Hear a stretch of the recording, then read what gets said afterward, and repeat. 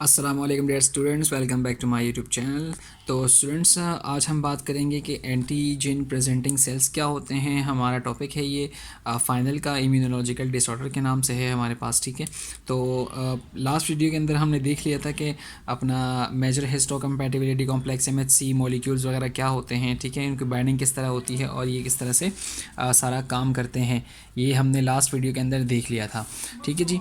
आज हम देखेंगे कि ये एंटीजन प्रेजेंटिंग सेल्स क्या चीज़ होती है। अच्छा देखें, they are special type of cells that show antigens to lymphocytes, specially T cells. ये कुछ खास किस्म के सेल्स होते हैं इम्यून सिस्टम के अंदर, हमारे इम्यून सिस्टम के अंदर कुछ खास किस्म के सेल्स होते हैं जो कि क्या करते हैं, लिम्फोसाइट्स को दिखाते हैं, यानी टी सेल्स जो होते हैं उनको दिखाते हैं क्या, एंटीजन। एंटीजन अपनी बॉडी के ऊपर चिपका कर ये टी सेल्स को दिखाते हैं। टी सेल्स को ये इसलिए दिखाते हैं ताकि टी सेल्स एक्टिवेट होकर इनको ख़त्म कर दें, ठीक है। इसलिए इनका नाम भी क्या है, एंटीजन प्रेजेंटिंग सेल्स, यानी कि एंटीजन को प्रेजेंट करने वाला यानी दिखाने वाला सेल्स, ठीक है। वो सेल्स होते हैं जो कि एंटीजन को, टी सेल को दिखाते हैं, प्रेजेंट करते हैं। अच्छा जी, इनके फंक्शन क्या क्या है, कैसे कैसे रोल करते हैं, सारे आगे देखते हैं। तो लोकेशन क्या है इनकी, एंटीजन प्रेजेंटिंग सेल्स कहाँ होते हैं, ये लिम्फ नोड्स के अंदर होते हैं और एपिडर्मिस के अंदर होते हैं। लिम्फ नोड्स आपको पता है कि बॉडी के अंदर, पूरे बॉडी के अंदर कुछ नोड्स बने हुए होते हैं, कुछ गुठलियाँ सी बनी हुई होती हैं, उसको कहते हैं हम लिम्फ नोड्स, ठीक है। और लिम्फ नोड्स क्या करते हैं, फिल्ट्रेशन करते हैं, यानी कि अगर कोई बॉडी के अंदर कोई जरासीम आ गया, कोई वायरस आ गया, कोई भी फॉरेन सब्सटेंस आ गया, तो वो क्या करते हैं, लिम्फ नोड्स के ब्लड जो है लिम्फ नोड्स से गुजर कर ब्लड को क्लियर आउट कर देता है और सारी चीज़ें जो हैं, जितनी भी डेब्रिस है, कचरा है, वो बाहर निकल जाता है, ठीक है। और एपिडर्मिस जो है वो आपकी स्किन के जो सेल्स होते हैं, एंटीजन प्रेजेंटिंग सेल्स मौजूद होते हैं, ठीक है। अच्छा, एंटीजन प्रेजेंटिंग सेल्स जो हैं ये 3 किस्म के होते हैं। एक का नाम है मैक्रोफेज, दूसरा है डेंड्राइटिक सेल और तीसरा है बी सेल्स, ठीक है। टी सेल्स जो है वो मेजर इम्यून सिस्टम के अंदर आता है और बी सेल्स जो हैं ये एंटीजन प्रेजेंटिंग सेल के तौर पर भी काम कर रहे होते हैं। और बी सेल का दूसरा काम ये होता है कि ये एंटीबॉडीज़ को रिलीज़ कर रहे होते हैं। कैसे कर रहे होते हैं, आगे देखते हैं। अच्छा, मैक्रोफेज की बात करते हैं। मैक्रो का मतलब होता है लार्ज, फेज का मतलब होता है खाना, यानी कि ये ऐसी चीज़ें खाते हैं जो कि लार्ज होती हैं, जो बैक्टीरिया, वायरस वगैरह जितनी भी चीज़ें हैं ये लार्ज सब्सटेंसेस के अंदर आता है। तो ये ऐसे सेल्स होते हैं जो कि लार्ज चीज़ें खाते हैं, इसीलिए इनका नाम है मैक्रोफेजेस, ठीक है। अच्छा, इसका फंक्शन लिखा हुआ है कि engulf and digest the antigen and then present the part of it for T cell. Engulf कर देते हैं और डाइजेस्ट कर देते हैं एंटीजन को, और फिर ये इसका एक पार्ट लेकर, एक छोटा सा हिस्सा लेकर टी सेल्स को दिखाते हैं, ठीक है। समझ आ गई बात। They are found within many organs like kidney, liver, brain, lungs and bloods. ये जो है ये बहुत सारे ऑर्गन के अंदर पाया जाता है, लंग, ब्रेन, किडनी, ब्लड वगैरह जो है इसके अंदर पाया जाता है। अच्छा, अब ये पूरा मैक्रोफेज जो है वो काम कैसे करता है, इस पे एक नज़र डालते हैं ताकि आपको अच्छे तरीके से समझ आ जाए। ये देखें, ये एंटीजन है, ठीक है। एंटीजन है, बॉडी के अंदर आया, सेल ने, मैक्रोफेज है ये, मैक्रोफेज ने देखा इसको और इसके पास आया और इसको इनगल्फ कर दिया, ठीक है, इनगल्फ कर दिया। यहाँ देखें, इसको इनगल्फ कर दिया। अब इनगल्फ करने के बाद क्या करेगा, इनगल्फ करने के बाद ये सेल क्या करेगा, ये टी सेल को एक्टिवेट करेगा। इनगल्फ कर लिया, अब ये टी सेल को एक्टिवेट करेगा, ठीक है। टी सेल को एक्टिवेट करेगा और टी सेल जो है वो रिलीज़ करेगा साइटोकाइंस।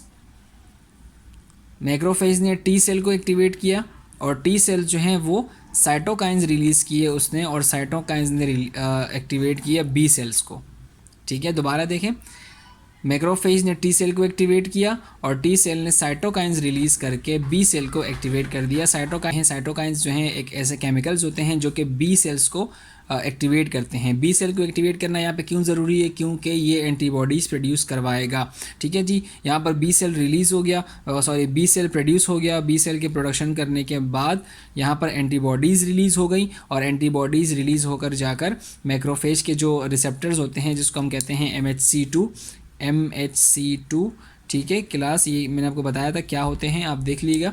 तो MHC2 के पास आएंगे एंटीबॉडीज़ और यहाँ पर आकर अटैच हो जाएंगे। जैसे ही ये एंटीबॉडीज़ MHC2 के साथ अटैच होंगी, मैक्रोफेज जो है वो इन एंटीजेंस को ख़त्म कर देगा, टुकड़ों में चेंज कर देगा। तो ये पूरा प्रोसेस जो है मैक्रोफेज करेगा, ठीक है। मैक्रोफेज क्या है? एंटीजन प्रेजेंटिंग सेल्स हैं। ये किस तरह से एंटीजन को ख़त्म करता है? यहाँ पर इनगल्फ करता है, टी सेल को एक्टिवेट करता है, टी सेल जो है वो साइटोकाइन रिलीज़ करके बी सेल को एक्टिवेट करता है, और बी सेल जो है एक्टिवेट होकर एंटीबॉडीज़ प्रोड्यूस करता है। एंटीबॉडीज़ जाकर मैक्रोफेज के MHC पार्ट 2 इसकी जो है रिसेप्टर के साथ लगती है, और जैसे ही रिसेप्टर के साथ लगती है यहाँ पर अटैच होती है, तो ये जो है जितने भी एंटीजन उसने इनगल्फ किया हुआ है वो उसको ख़त्म कर देती है। ठीक है, मैक्रोफेज इस तरह से काम करती है। इसके बाद हमारे पास डेंड्राइटिक सेल। डेंड्राइटिक सेल आप देख सकते हैं कि इस तरह का सेल होता है, इसके कुछ हाथ वाथ निकले हुए होते हैं। ये क्या करते हैं? They capture process and present antigen to C cell. ये क्या करते हैं? कैप्चर करते हैं, प्रोसेस करते हैं, सारी वायरस वगैरह को देखते हैं कि किस तरीके का वायरस है, कहाँ से आया है। ठीक है, ये सबको प्रोसेस करते हैं, और फिर क्या करते हैं? उस वायरस को जो है टी सेल को प्रेजेंट करते हैं, यानी टी सेल के सामने लाकर उसको खड़ा कर देते हैं ताकि टी सेल अपना इम्यून रिस्पॉन्स एक्टिवेट कर सके, टी सेल जो है वो अपना इम्यून सिस्टम जगा सके। ठीक है जी, ये डेंड्राइटिक सेल का छोटा सा फंक्शन लिखा हुआ है, इतना इंपॉर्टेंट नहीं है लेकिन देख लीजिएगा।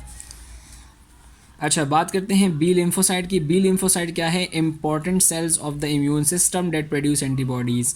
बी लिम्फोसाइट जो है वो हमेशा याद रखिएगा एंटीबॉडीज़ प्रोड्यूस करती हैं, और क्या इम्यून सिस्टम का बहुत ही इंपॉर्टेंट पार्ट है। ठीक है, ये कैसे करती है? बी लिम्फोसाइट कैसे जो है एंटीबॉडीज़ प्रोड्यूस करती है? यहाँ पर देखें, टी सेल जो हैं, टी सेल्स, ठीक है, अगर वायरस जो है एक बॉडी के अंदर आ गया, ठीक है, वायरस जो है वो बॉडी के अंदर आ गया, तो क्या होगा? टी सेल्स एक्टिवेट हो जाएंगे। ठीक है, टी सेल एक्टिवेट होने के बाद क्या चीज़ रिलीज़ करेंगे? साइटोकाइंस रिलीज़ करेंगे, इंटरफेरॉन्स रिलीज़ करेंगे, और इंटरल्यूकिन्स रिलीज़ करेंगे। ये तीनों क्या हैं? ये तीनों केमिकल्स हैं जो कि टी सेल्स रिलीज़ करवाएगा। ठीक है, टी सेल ने साइटोकाइंस, इंटरफेरॉन्स और इंटरल्यूकिन्स को रिलीज़ करवाया। इन सब के रिलीज़ होने के बाद ये सारे केमिकल्स गए बी सेल पे, और बी सेल को एक्टिवेट कर दिया। ठीक है, ये तीनों ने बी सेल को एक्टिवेट कर दिया, और बी सेल के एक्टिवेट होने के बाद एंटीबॉडीज़ प्रोड्यूस हो गई। समझ आ गई? बी लिम्फोसाइट जो है इंपॉर्टेंट सेल है, बहुत ही इंपॉर्टेंट सेल्स हैं, एंटीबॉडीज़ प्रोड्यूस करती हैं। कैसे प्रोड्यूस करती हैं? कि टी सेल जो है वो इन तीन केमिकल्स को रिलीज़ करवाता है, प्रोड्यूस करवाता है, और ये तीन जो हैं ये बी सेल्स को एक्टिवेट कर देते हैं, और बी सेल एक्टिवेट होने के बाद एंटीबॉडीज़ प्रोड्यूस कर देता है। ठीक है जी, चलिए यहाँ तक जो है वो सेल्स जितने भी थे बॉडी के अंदर और कैसे कैसे काम कर रहे थे यहाँ तक हमने बात कर ली। अब उसके बाद हम बात करते हैं दो किस्म के इम्यूनिटी होती है हमारी बॉडी के अंदर। दो किस्म की इम्यून सिस्टम काम करता है। एक को कहते हैं सेल मीडिएटेड इम्यूनिटी, एक का नाम है एंटीबॉडी या ह्यूमरल मीडिएटेड इम्यूनिटी। नाम से याद रखिएगा, सेल मीडिएटेड का मतलब ये है कि इसके अंदर सेल्स काम करेंगे।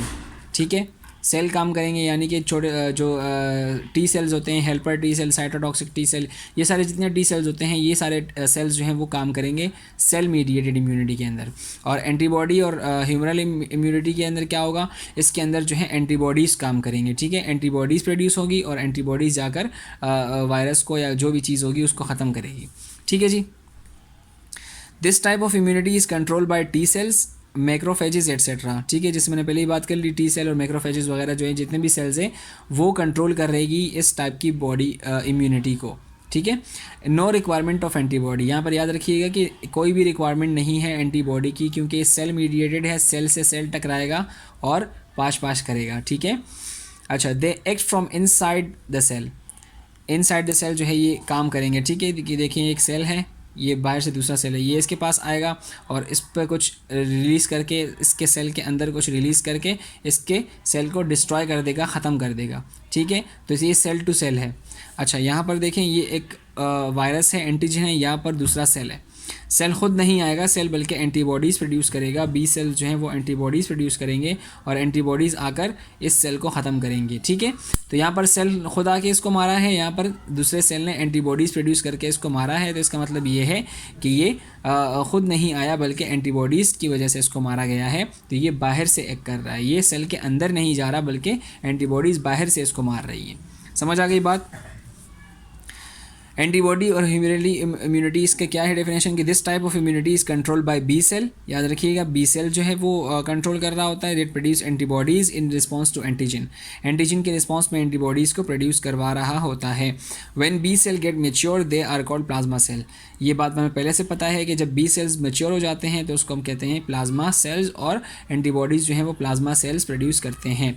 दे act from outside of the cells. ये सेल के आउटसाइड से काम कर रहा होता है, यानी बाहर और बाहर से जाकर वायरस को ख़त्म कर देता है, सेल के अंदर घुसने की ज़रूरत नहीं होती। यहाँ पर एक ओवरव्यू देख लेते हैं कि पूरा इम्यून सिस्टम जो है किस चीज़ पर बेस करता है, कैसे कैसे काम करता है। तो इम्यून सिस्टम जो है वो 4 चीज़ों पर बेस करता है: T lymphocyte, B lymphocyte, APC और मॉलिक्यूल्स। ठीक है, टी लिम्फोसाइट की बात करेंगे तो टी लिम्फोसाइट के अंदर क्लासेस क्या क्या है: regulatory T lymphocyte, helper T cells, cytotoxic T cell, memory T cell. Helper T cell को CD4 भी कहते हैं, साइटोटॉक्सिक टी सेल को CD8 भी कहते हैं। ठीक है जी। अच्छा, इसको कैसे याद रखेंगे कि कौन सा वाला CD8 था, कौन सा वाला CD4 था? तो देखें, साइटो और टॉक्सिक, यहाँ पर डबल O आ रहा है। ठीक है, डबल O को ऊपर नीचे रखेंगे तो 8 बन जाएगा। इसलिए जो है इसको याद रखने का आसान तरीका ये कि साइटोटॉक्सिक टी सेल, इसके अंदर 2 O आ रहे हैं तो ऊपर नीचे रखेंगे तो 8 बन जाएगा। ठीक है, तो इसके फंक्शन देख लेते हैं। रेगुलेटरी टी सेल्स जो हैं वो क्या करते हैं, इंक्रीज़ या डिक्रीज़ करते हैं इम्यून रिस्पॉन्स को। कैसे डिक्रीज़ इंक्रीज़ करेंगे कि अगर वायरस आ गया तो इंक्रीज़ करेंगे, और अगर वायरस चला गया, ख़त्म हो गया तो डिक्रीज़ कर देते हैं। ठीक है, हेल्पर टी सेल क्या करेगा, activate B cell and cytotoxic T cell. Helper T cell activate करेगा बी सेल्स को, क्योंकि बी सेल जो है एंटीबॉडीज प्रोड्यूस करेंगी, और साइटोटॉक्सिक टी सेल जो है वो क्या करेगा, किल हार्मफुल सेल्स। ठीक है, cytotoxic T cell kill harmful cells को किल करेगा, हार्मफुल सेल्स को। और मेमोरी टी सेल क्या करेगा, remember harmful cell for next time, क्योंकि ये रिमेंबर करेगा कि अगर इस तरह का कोई ऑर्गेनिज्म जो है नेक्स्ट टाइम बॉडी के अंदर आता है तो मेमोरी टी सेल जो है वो एक्टिवेट हो जाते हैं और दोबारा से एंटीबॉडीज़ बनाना शुरू कर देते हैं। ठीक है, टी लिम्फोसाइट हो गया। अब बी लिम्फोसाइट जो है इसके अंदर 2 चीज़ें हैं, एक प्लाज्मा सेल है, एक मेमोरी बी सेल्स है।